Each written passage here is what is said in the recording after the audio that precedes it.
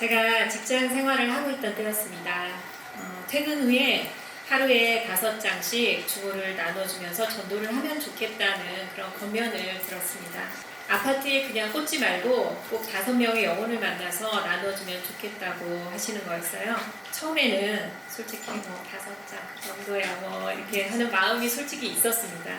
그런데 생각보다 쉽지 않았습니다. 그러다 보니까 퇴근을 하면서 저절로 기도가 나오더라고요. 운전하고 오면서 아버지 도와주세요 하면서 정말 기도하면서 왔습니다.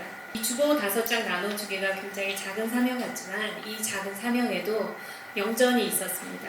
하루는 퇴근을 하고 마트 앞에 차를 세웠습니다. 제 계획은 일단 장을 보고 그 다음에 주보를 그 근처에서 나눠주자 이제 그렇게 생각을 했죠. 근데 이게 5명을 다 채우지 못했는데 너무 피곤했습니다. 사실 이제 직장에서 일도 하고 온 상태였고 또 장 보는 게 굉장히 노동이잖아요. 그래서 장을 보고 나니까 이제 몸이 지치더라고요.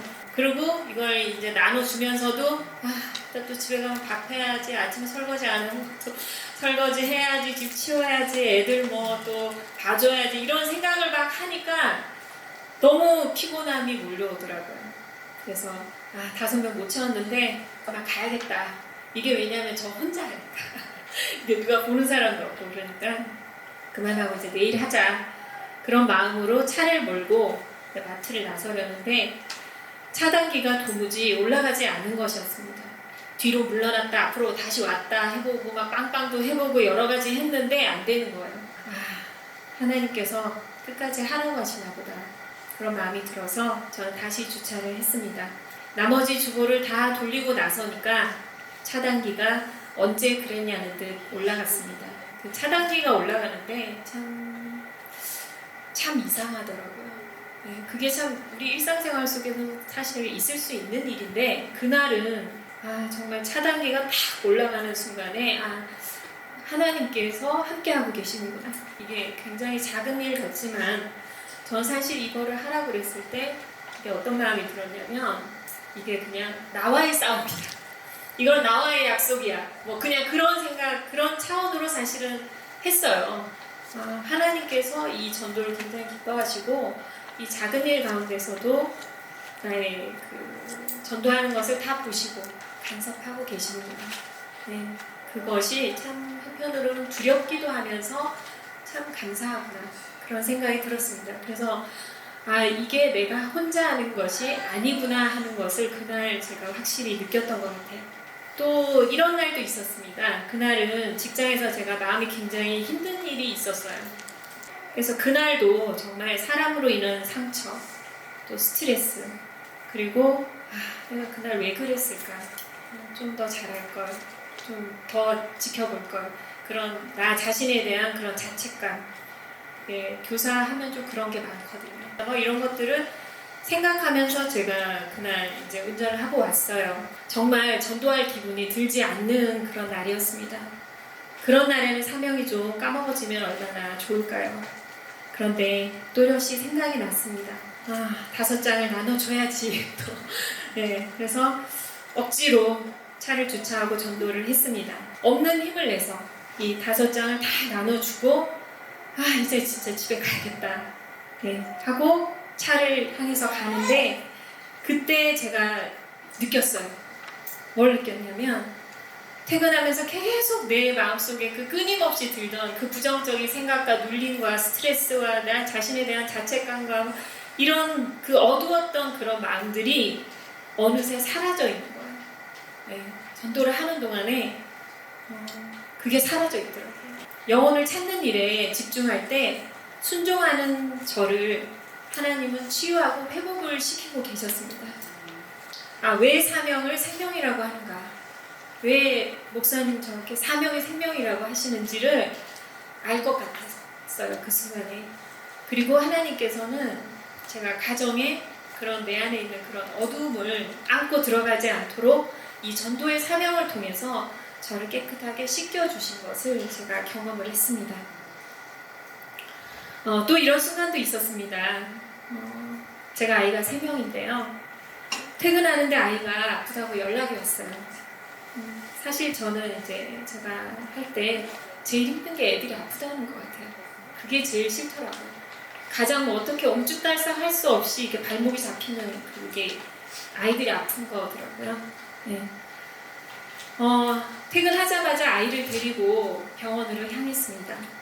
접수를 하고 기다리는데 또 생각이 나는 거예요. 5장 이건 또 나눠줘야 되는데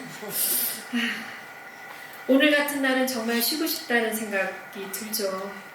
그 생각을 누르면서 누구에게 줄까 찾아보기로 했습니다. 그러니까 보이더라고요. 의사, 간호사, 접수하는 사람들.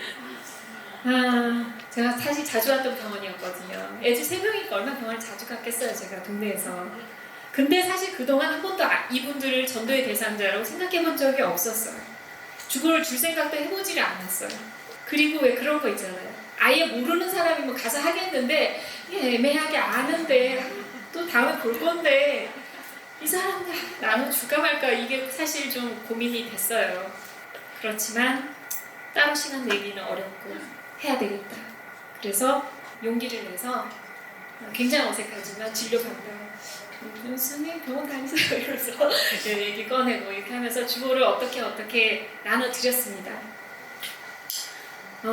참 이 전도라고 하는 것이 하려고 하니까 사람들이 보이더라고요. 그전에는 분명히 내 앞에 있던 사람들이고 내가 만났던 사람들인데 전혀 그 사람들이 전도의 대상자가 아니었거든요. 저한테는 의식 자체가 없었어요. 근데 전도를 하려고 하니까 사람들이 보이는구나. 사명의 길도 그런 것 같습니다.